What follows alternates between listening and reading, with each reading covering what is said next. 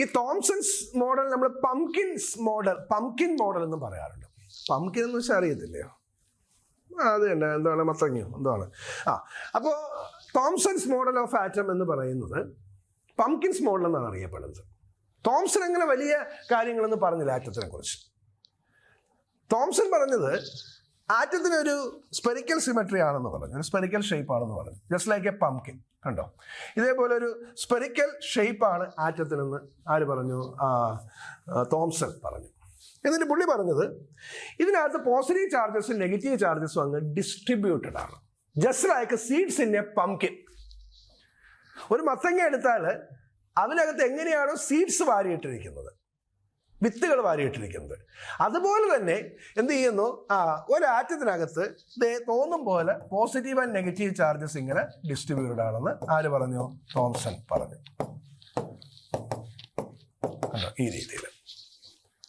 So atom has a spherical symmetry and positive and negative charges are distributed inside this atom just like the seeds in a pumpkin. So that the total number of or the total amount of positive charge and the total amount of negative charge within this atom will be equal. കണ്ടോ, ഒരു spherical structure പറഞ്ഞു.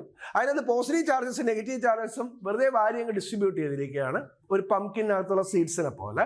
മാത്രമല്ല, amount of positive charge എത്രയാണോ അതിന് equal ആയിട്ടുള്ള amount of negative ചാർജും അതിനകത്തുണ്ട്. So that ഇതിന്റെ ടോട്ടൽ ചാർജ് എത്രയാണ്? ന്യൂട്രൽ ആണ്, അല്ലെങ്കിൽ 0 ആണ്. ഞാൻ പറയുന്നത് മനസ്സിലായില്ല? അപ്പൊ ചുരുക്കത്തിൽ ആ ന്യൂട്രാലിറ്റി എന്ന് പറയുന്ന ഒരു കോൺസെപ്റ്റ് കൃത്യമായിട്ട് കൊണ്ടുവരാൻ തോംസന്റെ മോഡലിന് കഴിഞ്ഞു.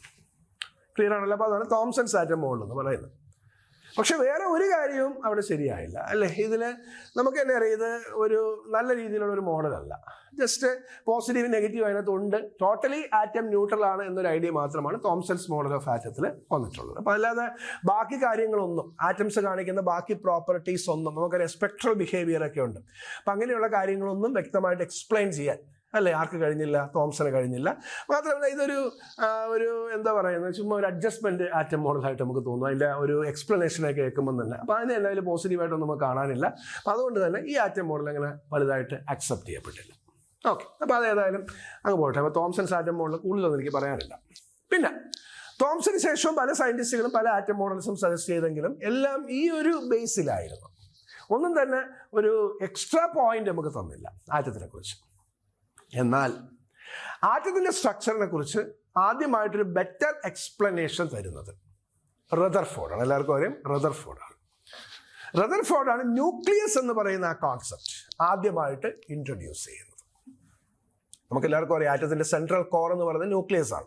ഇപ്പം നമുക്ക് കാര്യങ്ങളൊക്കെ അറിയാം, കാരണം നമ്മൾ മോഡേൺ ഏജിലാണ് ജീവിക്കുന്നത്. അറ്റോമിക് സ്ട്രക്ചർ എന്താണെന്ന് ഇപ്പം നമുക്കറിയാം. ആറ്റത്തിന്റെ സെൻട്രൽ കോർ, സെൻട്രൽ എന്ന് പറയുന്നത് ന്യൂക്ലിയസ് ആണ്. ആ ന്യൂക്ലിയസിനകത്ത് എന്തൊക്കെയുണ്ട്? പ്രോട്ടോൺസും ഉണ്ട്, ന്യൂട്രോൺസും ഉണ്ട്.